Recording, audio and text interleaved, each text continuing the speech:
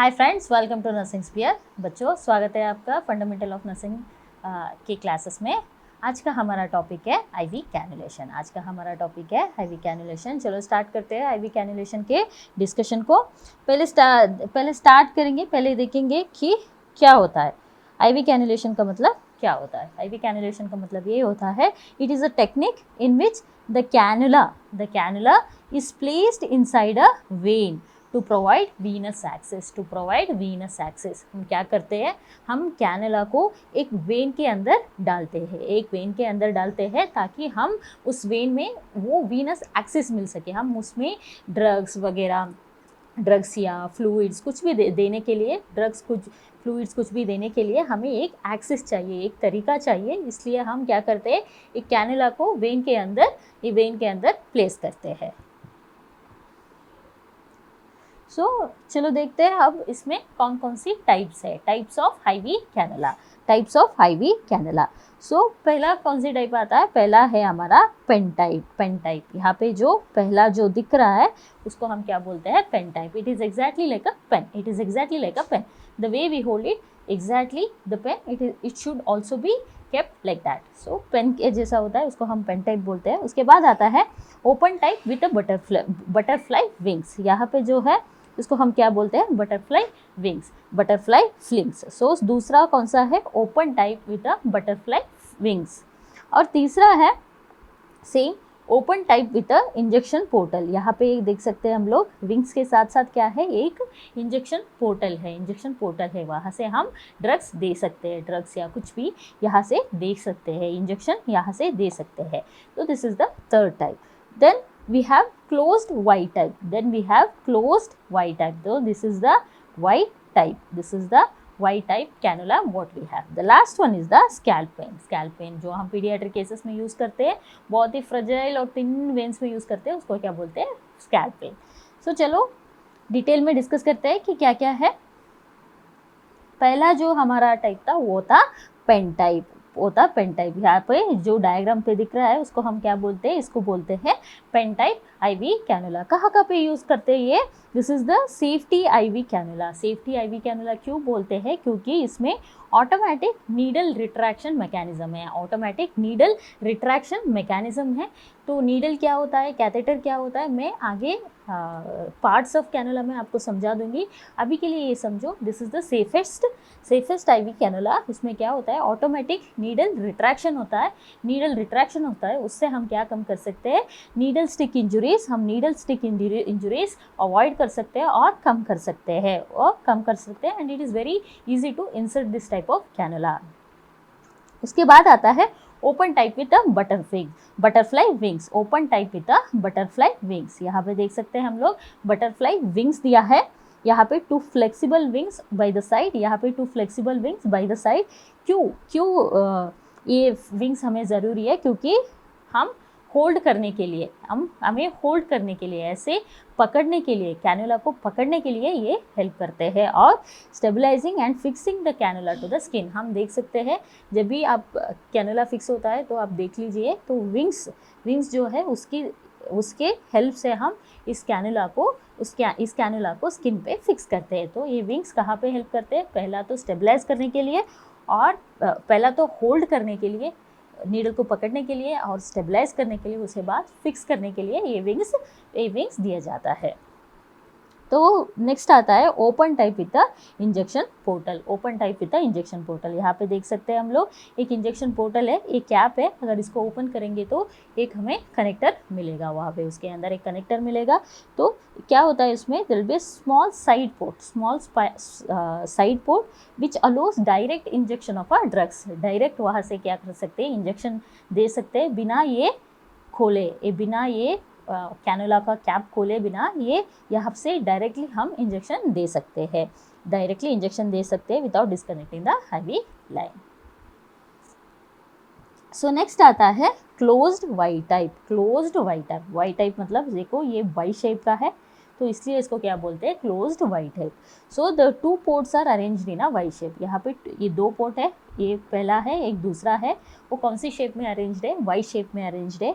सो क्या करते हैं, एक पोर्टल में क्या करते हैं, आईवी फ्लूइड्स देते हैं, दूसरे पोर्टल में क्या किस लिए यूज़ करते हैं, ड्रग्स देने के लिए एक पोर्टल और आईवी फ्लूइड्स देने के लिए एक पोर्टल यूज़ करते हैं। सो while maintaining the close system, ताकि इन्फेक्शन का रेट को हम कम कर सकें। बार बार निकालने से, बार बार टच करने से क्या हो सकते हैं, इन्फेक्शन हो सकते हैं। तो हम क्या करेंगे, एक में तो फ्लूइड्स डालेंगे, दूसरा पोर्टल को हम ड्रग्स देने के लिए यूज़ करेंगे।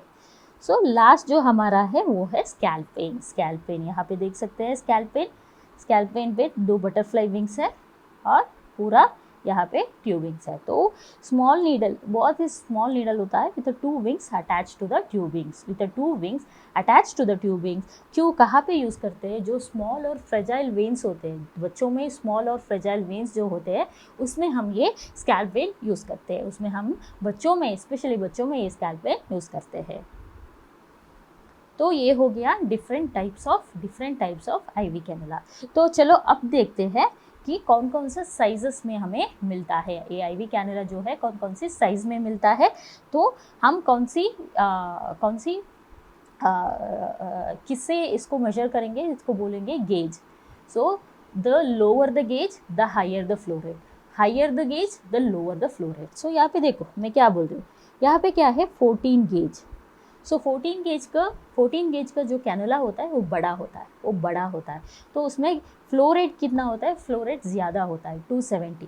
जब हम नीचे आएंगे, जब ये नंबर बढ़ता जाएगा, जब तक हम 24 गेज तक पहुंचेंगे, ये फ्लो रेट बहुत ही कम हो जाएगा। मतलब इसका कहने का मतलब ये है, smaller the number higher the gauge, smaller the number higher the cannula, larger the cannula and higher the flow rate. चलो इसमें ये जो कैनुला से उसको कलर कोडिंग भी है, इसको कलर कोडिंग भी है। आपकी एग्जाम्स में ये पूछा जा सकता है। चलो कौन कौन सी कैनुला में कौन कौन सी कलर से उसको देखते हैं। चलो पहला है हमारा 14 गेज। 14 गेज कौन सी कलर में होता है, 14 गेज होता है ऑरेंज कलर में। ये जो पहला है ये 14 गेज है, ये ऑरेंज कलर में होता है, ऑरेंज कलर में होता है। ये बड़ा कैनुला है, ये बड़ा कैनुला है। लेंथ ऑफ द कैथेटर भी बड़ा होता है। और फ्लो रेट, यहाँ पे देखो फ्लो रेट 270 है। सो 270 ml पर मिनट ऐसा होता है। तो कहाँ पे ये जो बड़ा कैनुला को कहाँ पे यूज़ करते हैं हम लोग, मेजर ट्रॉमा या तो रैपिड फ्लूइड रिससिटेशन। तो ट्रॉमा में क्या होता है, ब्लड लॉस बहुत ज़्यादा होता है, तब हमें फ्लूइड रिससिटेट करना है, पेशेंट को फ्लूइड बहुत सारा बोलस फ्लूइड देना होता है। तब क्या करेंगे हम, मेजर ट्रॉमा में ये 14 गेज कैनुला यूज़ करेंगे। सो नेक्स्ट आता है 16 गेज। नेक्स्ट कैनुला का साइज है 16 गेज। 16 गेज कलर कौन सा होता है, ग्रे कलर का होता है। 16 गेज का कलर क्या होता है, grey colour. So grey colour होता है, इसको भी हम मेजर सर्जरीज या ट्रॉमा में यूज़ करते हैं, मेजर सर्जरीज और ट्रॉमा में ये यूज़ करते हैं। उसके बाद आता है 18 गेज जो ग्रीन कलर का होता है। हम वार्ड में देखने को मिलेगा ये 18 गेज हमें। तो यहाँ पे देखो ड्रास्टिकली फ्लो रेट जो है डिक्रीज़ हो रहा है। सो कहाँ पे यूज़ करते हैं ये 18 गेज कैनुला, कहाँ पे यूज़ करते हैं हम लोग, ब्लड ट्रांसफ्यूजन और ये इमरजेंसी फ्लूइड देने के लिए भी ये 18 गेज कैनुला यूज़ करते हैं। स्पेशली ब्लड ट्रांसफ्यूजन के लिए हम क्या यूज़ करते हैं, 18 गेज कैनुला। ये है 18 गेज कैनुला। नेक्स्ट साइज है 20 गेज। 20 गेज का मतलब कौन सी कलर में होता है, पिंक कलर में होता है। तो सो कॉमनली हमें जो वार्ड्स में देखने को मिलता है पेशेंट के हाथ में वो है 20 गेज। तो यूजुअली रूटीन आईवी फ्लूइड्स और एनी ड्रग्स देने के लिए, मेडिकेशन देने के लिए हम ये 20 गेज कैनुला यूज़ करते हैं, रूटीनली हम ये कैनुला यूज़ करते हैं। उसके बाद आता है 22 गेज। 22 गेज जो ब्लू कलर का होता है। तो कहाँ पे यूज़ करते हैं ये, स्पेशली पीडियाट्रिक्स में यूज़ करते हैं। बच्चा जो टॉडलर्स या स्कूल गोइंग किड्स होते हैं उनके लिए हम ये ब्लू कलर यूज़ करते हैं। एक और कंडीशन में भी यूज़ कर सकते हैं, अगर पेशेंट को बहुत फ्रेजाइल वेन्स है या तो ओल्ड एज में हो सकता है, फ्रेजाइल वेन्स हो सकता है, या तो फैट पीपल में क्या हो सकता है, फ्रेजाइल और छोटे वेन्स होते हैं। उन कंडीशन में भी हम क्या 22 गेज यूज़ कर सकते हैं। उसके बाद आता है 24 गेज। 24 गेज का कलर क्या है, येलो।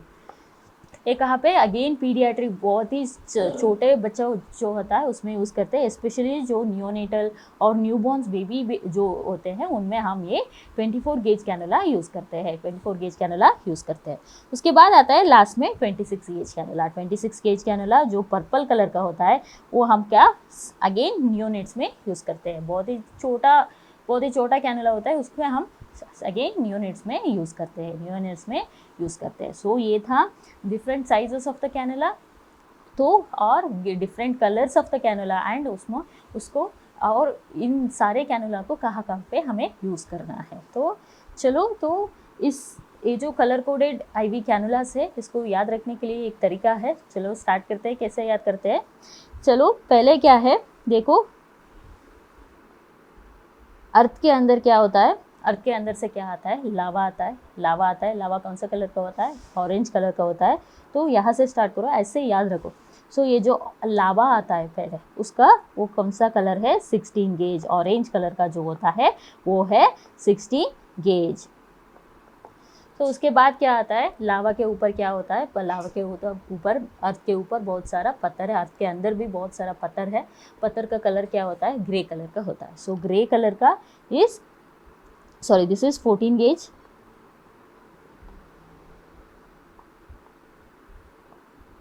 सो पहला जो ऑरेंज था वो था 14 गेज। उसके बाद जो ग्रे कलर जो पत्थर है, यहाँ पे हम पत्थर देख सकते हैं, पत्थर का कौन सा कलर होता है, 16 gauge and which is grey colour.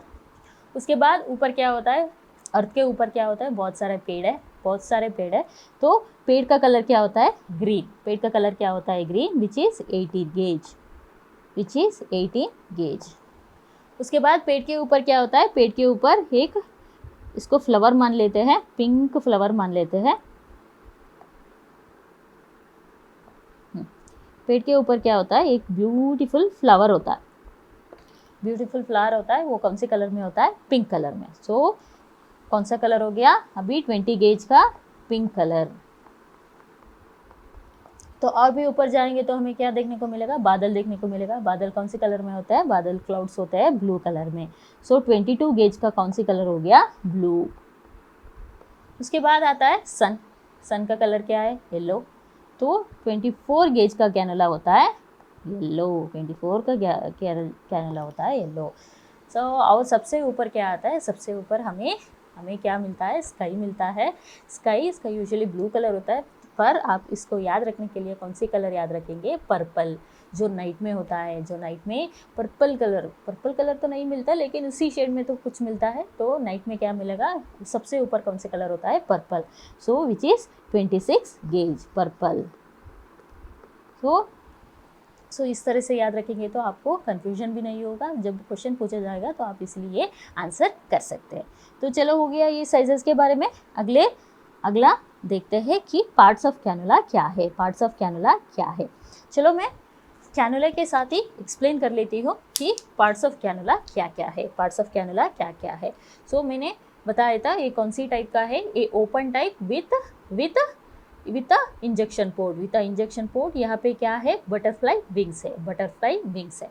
चलो इस पे एक कवरिंग शीट दिया जाता है, इसको हमें ऐसे रिमूव करना है। तो पहले स्टार्ट करते हैं कौन सा, तो ऊपर से स्टार्ट करते हैं। इस चीज़ को हम क्या बोलते हैं, इस चीज़ को हम बोलते हैं ल्योर लॉक प्लग। तो इसको हम क्या बोलते हैं, ल्योर लॉक प्लग। ऐसे क्लोज करते हैं ना, इसको हम क्या बोलते हैं, ल्योर लॉक प्लग। तो उसके बाद क्या आता है, ये जो यहाँ पे दिख रहा है, इसको क्या बोलते हैं हम लोग, नीडल ग्रिप। यहाँ पे ये जो दिख रहा है ना ऐसा, इसको बोलते हैं नीडल ग्रिप। उसके बाद क्या होता है, इसके बाद आता है यहाँ पे एक चेम्बर है, यहाँ पे हमें एक चेम्बर देखने को मिलेगा। यहाँ पे इसको क्या बोलते हैं, फ्लैशबैक चेम्बर। जब भी आप वेन में एंटर करेंगे तो तुरंत ब्लड आएगा, तो वहाँ कहाँ पे आएगा, यहाँ पे, ये फ्लैशबैक चेम्बर पे हमें ये ब्लड देखने को मिलेगा। तो ये हो गया ल्योर लॉक, नीडल ग्रिप और फ्लैशबैक चेम्बर। उसके बाद क्या है, इसको क्या बोलते हैं, ल्योर कनेक्टर। ये क्या करता है, ऐसे कनेक्ट करता है। सो इसको क्या बोलते हैं, ल्योर कनेक्टर बोलते हैं। और इसके अंदर एक पोर्ट है, इसको क्या बोलते हैं, इंजेक्शन पोर्ट। सो यहाँ पे क्या है, ये लियोर कनेक्टर है, इसको एक कैप दिया गया है, इसको हम क्या बोलते हैं, इसको बोलते हैं इंजेक्शन पोर्ट कैप। ये है इंजेक्शन पोर्ट कैप और ये है लियोर कनेक्टर। तो उसके बाद क्या आता है, उसके बाद मैंने बोला था ये विंग्स होते हैं, ये जो दोनों तरफ का है, ये विंग्स हमें पकड़ने के लिए और स्टेबलाइज करने के लिए हेल्प करता है, ये इसको क्या बोलते हैं, विंग्स। और यहाँ पे जो अंदर जो है उसको हम क्या बोलते हैं, कैथेटर हब।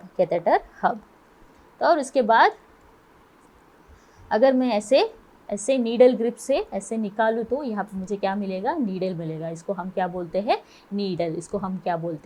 नीडल। जो ये अंदर होता है उसको हम क्या बोलते हैं, नीडल। और जो ये बाहर दिख रहा है, ये जो बाहर प्लास्टिक का दिख रहा है, इसको हम क्या बोलते हैं, catheter. Catheter. Catheter. So these are the different parts of the IV cannula. चलो आगे बढ़ते हैं। तो हम ये इंडिकेशन, कौन कौन सी इंडिकेशन होते हैं IV कैनुला डालने के लिए। अगर हमें पेशेंट को IV फ्लूइड्स देना है, या तो मेडिकेशन देना है, नॉर्मल मेडिकेशन, एंटीबायोटिक्स कुछ भी देना है, या तो कीमोथेरेपी देना है, तब क्या करते हैं हम लोग, ये IV कैनुला डालते हैं।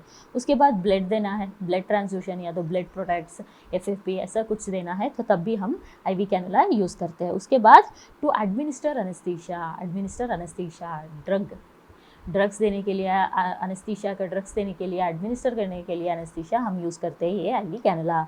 उसके बाद radiological contrast agents like CT MRI, हमें पता है कॉन्ट्रास्ट CT हम लेते हैं तब भी हम ये IV कैनुला यूज़ करते हैं कॉन्ट्रास्ट देने के लिए। हम क्या यूज़ करते हैं, IV cannula. So these are the indications for the IV cannula. तो कॉन्ट्रा इंडिकेशन कहाँ पे हमें IV कैनुला नहीं डालना होता है, कहाँ पे हमें अवॉइड करना होता है। पहला है साइट क्लोज टू इन्फेक्शन। मान लो कि पेशेंट को यहाँ पे एक इन्फेक्टेड एरिया, पेशेंट को कुछ क्या है, कुछ ऊंड है, यहाँ पे कुछ ऊंड है, तुरंत बगल में यहाँ पे पेशेंट को IV कैनुला नहीं डालना है। जहाँ पे इन्फेक्शन होता है वहाँ पे IV कैनुला नहीं डालना है। आसपास भी इन्फेक्शन है, अगर नियर एरिया में इन्फेक्शन है तो हमें IV कैनुला नहीं डालना है, तो अवॉइड करना है। Site close to infection. Veins of fractured limb, अगर पेशेंट को एक लिम्ब फ्रैक्चर है वहाँ पे IV कैनुला नहीं डालना होता है। उसके बाद limbs where there is a IV fistula, it is important. IV fistula पे हमें BP मेजरमेंट भी नहीं करना है और क्या नहीं करना है, IV कैनुला भी नहीं डालना है। ये जो IV फिस्टुलास होते हैं वो कहाँ पे यूज़ करते हैं हम करते हैं कि किडनी डायलिसिस के लिए हम क्या, ये AV फिस्टुलास बना होता है, तो जहाँ पे AV फिस्टुला होता है वहाँ पे हमें BP मेजरमेंट भी नहीं करना है और IV कैनुला भी नहीं डालना है। उसके बाद अगर पेशेंट को एडिमा है, स्वेलिंग है, तो तब भी हमें IV कैनुलास नहीं लेना होता है वहाँ पे। Side of mastectomy, this is very important. Mastectomy का मतलब क्या होता है, ब्रेस्ट को रिमूव करना, या तो अगर ब्रेस्ट में लंप है तो उसको रिमूव करने को क्या बोलते हैं, मैस्टेक्टमी। सो जहाँ पे ऑपरेशन होता है वहाँ पे हमें ये कैनुलास नहीं डालना है। सो दूसरी आंत में हमें क्या करना है, कैनुला डालना है। This is very important. Pre आप पे हम बार बार देखते हैं कि आप लोग यही गलतियाँ करते हैं कि जहाँ पे ऑपरेशन हो रहा होता है, स्पेशली ये मैस्टेक्टमी और MRM, जो ब्रेस्ट को कम्प्लीटली रिमूव करके और लिम्फ नोड्स को रिमूव करना होता है, तो उस साइड पे क्या नहीं डालना है, IV कैनुला नहीं डालना है। उसके बाद be cautious by cannulating the patient's bleeding disorders, या तो वॉरफरीन, या तो अगर पेशेंट वॉरफरीन में है या तो कुछ ब्लीडिंग डिसऑर्डर्स है, तो हमें बहुत ही कॉशियस रहना होगा, क्योंकि क्या हो सकता है उसमें ब्लीडिंग बहुत ज़्यादा हो सकता है। तो these are the contraindications और these are the places where you should avoid the IV cannulation. और कहाँ पे नहीं डालना होता है, कहाँ पे आपको स्पेशली अवॉइड करना होता है। जॉइंट्स पे नहीं डालना होता है, क्योंकि जब जॉइंट्स पे डालेंगे तो बहुत ही ज़्यादा पेन होगा, तो जॉइंट्स पे अवॉइड करो एज मच एज पॉसिबल। और हार्डन्ड और स्क्लीरोज्ड वेन्स, अगर अगर आप देखेंगे तो वेन्स को टच करेंगे तो क्या होगा, वो बाउंसी होगा। लेकिन कुछ पेशेंट्स में क्या होता है, बार बार रिपीटेड आईवी कैनुलेशन की वजह से क्या हो सकता है, या तो कीमोथेरेपी की वजह से क्या हो सकता है, ये जो वेन्स है वो बहुत ही हार्ड हो जाते हैं, स्क्लीरोस्ड हो जाता है। उन पेशेंट्स में भी उन वेन्स को भी आपको अवॉइड करना है। उसके बाद major veins near artery, specially ये जो रेडियल आर्टरी यहाँ पे डालते हैं, वो बहुत ही केयरफुल रहना है हमें। उसके बाद प्रीवियसली कैनुलेटेड वेन्स क्या हो जाते हैं, या तो स्क्लीरोस्ड होते हैं या तो हार्डेंड होते हैं, इसलिए हमें अवॉइड करना है। उसके बाद veins in the lower extremities also we should avoid as much as possible. अगर ऊपर अपर लिम्ब में नहीं मिल रहा है, then the only option what we have is a lower limbs, then we can go for a lower limbs. So small veins, so try to take the lengthier veins and the bigger veins. Try to take the lengthier one and the bigger veins. Try to select the vein properly. उसके बाद areas of surgery, जहाँ पे surgery कर रहे होते हैं, अगर मान लो कि मेरा अपर लिम्ब का सर्जरी है, हाथ का सर्जरी है, अगर मैं यहीं पे कैनुला डालूँ तो बहुत ही दिक्कत हो जाएगा। तो इसलिए हमें यहाँ जहाँ पे सर्जरीज होते हैं वहाँ पे अवॉइड करना है। तो इस डायग्राम पे हमारा हाथ का जो वीनस सिस्टम है उसको देख लेते हैं। चलो, हमारा हाथ में 2 वेन्स है, वो है सेफेलिक और बेसिलिक वेन्स। सेफेलिक और बेसिलिक वेन्स उसका ही ब्रांचेस हम हाथ में देखने को मिलता है। ऐसे ही डॉर्सल एरिया में जाएंगे तो हमें अगेन सेम इसका डॉर्सल वीनस नेटवर्क और डॉर्सल मेटाकार्पल वेन्स, ये सब कुछ हमें मिलेगा। उसके बाद कुछ वेन इल्यूमिनेशन के बारे में भी देख लेते हैं। वेन इल्यूमिनेशन का मतलब क्या होता है। तो हम क्या करते हैं, यहाँ पे देख सकते हैं इस डिवाइस को क्या बोलते हैं हम लोग, इंफ्रारेड डिवाइस से क्या होता है, यहाँ पे देखो ये ग्रीन कलर का लाइट पड़ा हुआ, इसको क्या बोलते हैं, इंफ्रारेड रेस। सो जब भी ये वेन्स के ऊपर पड़ता है तो ऐसे देखो यहाँ पे क्लियरली वेन का स्ट्रक्चर दिख रहा है ऐसे। तो इसको कहाँ पे यूज़ करते हैं, क्यों यूज़ करते हैं, illumination of the when, for the illumination of the when. कहाँ पे, स्पेशली एल्डर पीपल पे, ओबीज पेशेंट पे, या तो डार्क स्किन पीपल पे। ऐसे ही हमें नेकेड आई से ये वेन्स देखना बहुत ही मुश्किल हो जाता है, जहाँ पे हमें वेन्स नहीं मिल रहे होते हैं, हम ये इंस्ट्रूमेंट यूज़ करते हैं, विच इज़ इंफ्रारेड डिवाइस। चलो, कौन कौन सी इक्विपमेंट्स चाहिए आईवी कैनुलेशन के लिए, अभी प्रोसीजर के बारे में देखते हैं। प्रोसीजर के बारे में देखने से पहले हम देख लेते हैं कि कौन कौन सी इक्विपमेंट्स चाहिए। पहले तो स्टेराइल ग्लव्स चाहिए और टॉर्निकेट चाहिए, alcohol swab, appropriate size IV cannula. मैंने जब साइज़ के बारे में डिस्कस कर रही तब भी मैंने बताया था, अगर पीडियाट्रिक एज है तो 22 लेना है, अगर अडल्ट्स का है, अगर सिंपल मेडिकेशन देने के लिए 20 देना है, ब्लड ट्रांसफ्यूजन के लिए 18 गेज का लेना है। ऐसे ही अप्रोप्रिएट आईवी कैनुला हमें रखना है।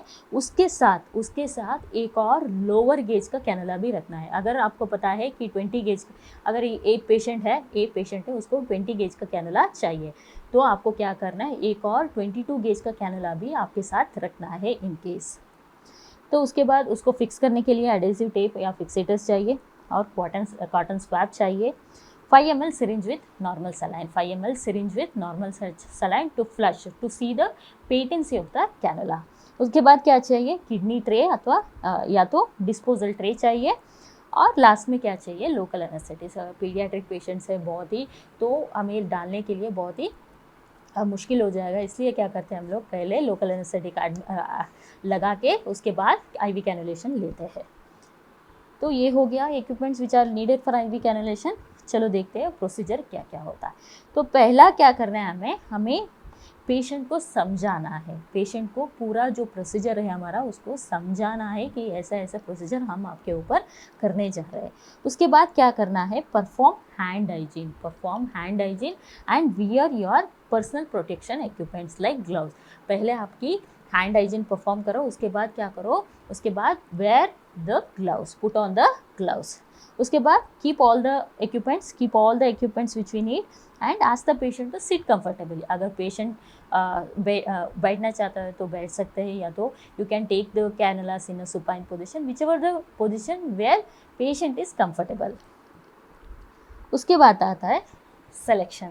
Selection of the location. So पहले आपको सेलेक्ट करना है कि कहाँ पे आपको आईवी कैनुलास डालना है, आईवी कैनुलास डालना है। तो कौन सी वेन को हम चूज़ करेंगे, हम ऐसे वेन को चूज़ करेंगे जो स्ट्रेट है और जो आसानी से विजिबल है, आसानी से विजिबल है और स्ट्राइट है। और मैंने पहले भी बताया था जहाँ पे इन्फेक्शन होता है, जॉइंट्स होता है, इन सारे चीज़ों को आपको याद रख के एक अच्छा सा वेन को लोकेट करना है। उसके बाद क्या करना है, उसके बाद अगर सपोज़ मैंने यहाँ पे मुझे कैनुला चाहिए, यहाँ पे मुझे कैनुला चाहिए, तो मैं क्या करूँगी 5 to 10 सेंटीमीटर अबो मैं एक टॉर्निकेट डालूँगी। यहाँ पे एक क्या करूँगी, मैं एक टॉर्निकेट डालूँगी। अगर मुझे यहाँ पे कैनुला चाहिए, मैं यहाँ पे टॉर्निकेट डालती हूँ तो क्या हो जाएगा, which is inappropriate. So the tourniquet should be 5 to 10 centimetre the above the side, 5 to 10 centimetre above the side. उसके बाद आता है क्लीन विथ एसेप्टिक, जो मैंने अल्कोहल स्वैब बोला था, उससे आपको एरिया को क्लीन करना है, अच्छे तरीक़ा से क्लीन करना है। उसके बाद अपने आप ड्राई होने के लिए छोड़ना है, अपने आप ड्राई होने के लिए 2 मिनट्स छोड़ना है। उसके बाद क्या करना है, हमें ऐसे स्किन को स्ट्रेच करना है, स्ट्रेच करने के बाद स्ट्रेच करके वेन को फिक्स करना है और ऐसे नीडल को पकड़ना है। ऐसे नीडल को पकड़ सकते हैं या तो ऐसे नीडल को पकड़ सकते हैं। तो अगर ऐसे नीडल को पकड़ने के बाद हमें क्या करना है, हमें अगर suppose this is the when, अगर ये वेन है, हमें कैसे जाना है, हमें पहले पंचर करना है 15 to 30 डिग्रीज एंगल में। क्या करना है, पहले मुझे वेन को पंचर करना होता है। तो insert cannula at the angle of 15 to 30। अगर आप वेन में हैं तो मैंने क्या बोला था, ये फ्लैशबैक चेंबर होता है, फ्लैशबैक चेंबर में क्या आ जाएगा, ब्लड आ जाएगा। अगर आप वेन में हैं तो यहाँ पे फ्लैशबैक चेंबर पे क्या मिलेगा, आपको ब्लड देखने को मिलेगा। तुरंत ब्लड आने के बाद क्या करना है आपको, हमें मैंने ऐसे एंटर किया था 30 डिग्री में, तो तुरंत मुझे क्या करना है, फ्लैट करके मुझे क्या करना है, नीडल को एडवांस करना है, कैथेटर को एडवांस करना है। नीडल को ऐसे थोड़ा पीछे लेना है। उसके बाद कैथेटर को एडवांस करना है। पूरा एडवांस करने के बाद हमें क्या करना है, ये नीडल को रिमूव करना है। इसको क्या बोलते हैं, स्टिलेट भी बोल सकते हैं, ये जो नीडल है स्टिलेट भी बोल सकते हैं हम इसको। उसके बाद ये करने के बाद हमें क्या करना है, टॉर्निकेट रिलीज़ करना है, हमें टॉर्निकेट की ज़रूरत नहीं है अभी। उसके बाद मैंने क्या बोला था, एक सिरिंज रखना है, उसमें नॉर्मल सलाइन होता है। तो क्या करेंगे, हम उस सिरिंज को अटैच करेंगे और जेंटली क्या करेंगे, फ्लश करेंगे। और स्वेलिंग फ्लश करने के बाद देखना है कि वहाँ पे कुछ स्वेलिंग है या पेन है, उसको देखना है। उसके बाद क्या करना है, उसके बाद हमें वो फिक्स करना है। लॉक करने के बाद, फ्लश करने के बाद इससे लॉक करना है, इसे ऐसे लॉक करना है। लॉक करने के बाद इस विंग्स के ज़रिए ऐसे फिक्स करते हैं। फिक्स करने के बाद बहुत ही ज़्यादा इम्पॉर्टेंट बात है, वो है हमें डेट और टाइम लिखना है। उसके ऊपर लिखना है, जो फिक्सेटर होता है उसके ऊपर डेट और टाइम मेंशन ज़रूर करना है। और ये जो नीडल होता है उसको शार्प कंटेनर में डिस्पोज करना है। तो बच्चों ये था the procedure of IV cannulation. बच्चों अभी तक तो हमने प्रोसीजर देख लिया, चलो उससे कौन सी आईवी कैनुलेशन से कौन सी कॉम्प्लिकेशन होता है अभी देखते हैं। तो complications of the IV cannulation. Complication पहला तो most common complication, patient most commonly complaint क्या करते हैं, pen at the site of the insertion. तो पहला कंप्लेंट होता है पेन। उसके बाद क्या हो सकता है, कैनुला पे क्लॉट हो सकता है, या तो आर्टीरियल पंचर। मैंने बताया था प्रीवियस स्लाइड्स में भी बताया था, जहाँ पे आर्टरीज होते हैं वहाँ पे हमें बहुत ही कॉशियस रहना है या तो अवॉइड करना है, क्योंकि हम आर्टीरियल पंचर करने के चांसेस बहुत ज़्यादा होता है। तो आर्टीरियल पंचर हो सकता है। उसके बाद हाइपरसेंसिटिविटी रिएक्शंस हो सकते हैं। और मोस्ट कॉमन और इम्पॉर्टेंट क्या हो सकता है, फ्लेबाइटिस का मतलब क्या होता है, inflammation of the when. Thrombophlebitis मतलब थ्रोम्बस विथ थ्रोम्बोफ्लेबाइटिस, थ्रोम्बस हो सकता है और इन्फ्लेमेशन हो सकता है वेन का, जिसको हम क्या बोलते हैं, थ्रोम्बोफ्लेबाइटिस। उसके बाद क्या होता है, इन्फिल्ट्रेशन। इन्फिल्ट्रेशन का मतलब क्या होता है, ये जो हम ड्रग्स देते हैं, ये क्या हो सकता है, ये लीक हो सकते हैं कहाँ पे, into the tissue. So specially infiltration का मतलब क्या होता है, नॉन वेसिकेंट मतलब क्या होता है, नॉन इरिटेंट जो ड्रग्स या केमिकल्स होते हैं वो क्या करते हैं, वो ऐसे टिश्यूज़ में लीक हो जाते हैं।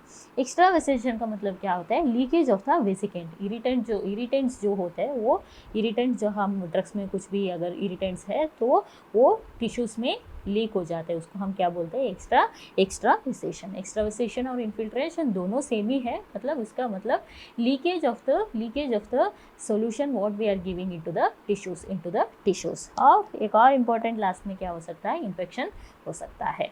तो ये था कॉम्प्लिकेशन, आईवी कैनुला का कॉम्प्लिकेशंस के बारे में। चलो एक लास्ट में एक स्कोरिंग सिस्टम देख लेते हैं। कौन से स्कोरिंग सिस्टम होते हैं, उसको हम क्या बोलते हैं, विप्स बोलते हैं। विप्स का मतलब क्या होता है, विप्स का मतलब होता है visual infusion phlebitis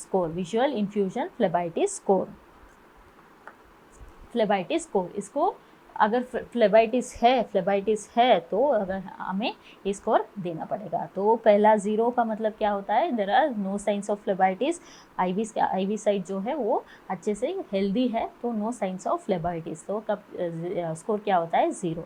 so one of the following evident है, या तो पेन है या तो रेडनेस है। जहाँ पे हम अपने आईवी लिया हुआ है वहाँ पे या तो पेन है या तो रेडनेस है, तो स्कोर क्या हो जाएगा, 1 हो जाएगा। तो हमें क्या करना है इनसे केसेस में, हमें सिर्फ ऑब्जर्व करना है। उसके बाद स्कोर 2 में क्या हो सकता है, 2 ऑफ देम, इसमें क्या, the only one sign of score 1 में क्या था, only 1 of the following is evident. Score 2 में क्या हो सकता है, 2 of the following evident, pain है, एरिथेमा है या तो स्वेलिंग है। तो हमें क्या करना है, तुरंत उसको निकालना है, दूसरी जगह आईवी कैनुला लेना है। तो स्कोर 3 क्या होता है, उसमें क्या हो सकता है, pain along the path of the cannula, pain है, एरिथेमा है और इंडुरेशन भी है, वहाँ पे इंडुरेशन भी है। तब क्या करना है, हमें तुरंत कैनुला को चेंज करना है। उसके बाद ट्रीटमेंट भी देना है, पेशेंट को ट्रीटमेंट भी देना है, क्योंकि पेन है पेशेंट को, उसके लिए ट्रीटमेंट ही हमें देना है। उसके बाद स्कोर 4 में क्या होता है, score 4 is nothing but your advance stage of phlebitis या स्टार्ट ऑफ थ्रोम्बोफ्लेबाइटिस, या तो एडवांस स्टेजेस में है फ्लेबाइटिस और थ्रोम्बोफ्लेबाइटिस शुरू होने को है। तो उसमें क्या क्या हो सकता है, उसमें हो सकता है पेन, बहुत ज़्यादा पेन होता है, कैनुला जहाँ पे कैनुला डाला है हमने वहाँ पे बहुत ज़्यादा पेन हो सकता है, एरिथेमा, इंडुरेशन और पैल्पेबल वीनस कॉर्ड। सो क्या करना है, हमें सेम कैनुला को चेंज करना है और ट्रीट करना है सारे। जो 5th लास्ट जो स्कोर है वो बहुत ही सीरियस है, that is nothing but your advance stage of thrombophlebitis. तो क्या करना है, सेम पेन हो सकता है, एरिथेमा हो सकता है, इंड्यूरेशन हो सकता है और पैल्पेबल वीनस कार्ड के साथ क्या हो सकता है, पेशेंट को पायरेक्सिया, पेशेंट को फीवर हो सकता है। तो हमें ये एडवांस स्टेज ऑफ थ्रोम्बोफ्लेबाइटिस है, तो उसको क्या करना है, इमीडिएटली ट्रीटमेंट स्टार्ट करना है और कैनुला को दूसरी जगह डालना है। तो ये था बच्चों VIPS score, that is visual infusion phlebitis score. तो बच्चों इस क्लास में हमने देखा कि आईवी कैनुलेशन का मतलब क्या होता है, कौन कौन सी कलर का आईवी कैनुलास आता है, कौन कौन सी टाइप का है, क्या क्या नाम दिया है हमने, कौन कौन सी साइज़ में आता है, कैसा डालना है, ये सब कुछ हमने इस वीडियो पे डिस्कस किया। तो इसी के साथ हम आज का ये वीडियो ख़त्म करेंगे। Thank you.